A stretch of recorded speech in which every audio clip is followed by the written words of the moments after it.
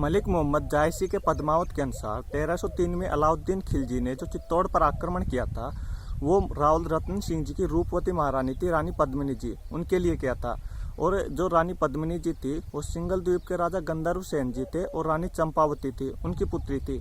और ये इतनी सुंदर बताई जाती है कि इनकी सुंदरता से आकर्षित होने के कारण ही जो अलाउद्दीन खिलजी थे उन्होंने चित्तौड़ पर 1303 में आक्रमण किया था।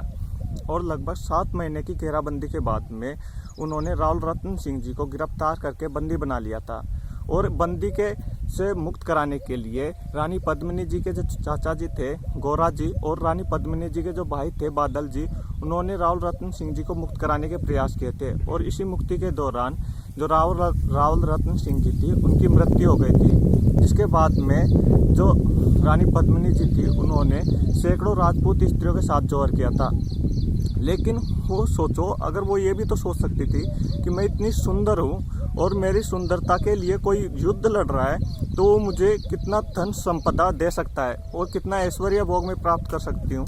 लेकिन उन्होंने अपनी पवित्रता को अपनी सुंदरता और उन धन संपदा से बढ़कर समझा और उन्होंने उनके स्पर्श से बढ़िया अपने को जौहर करना समझा।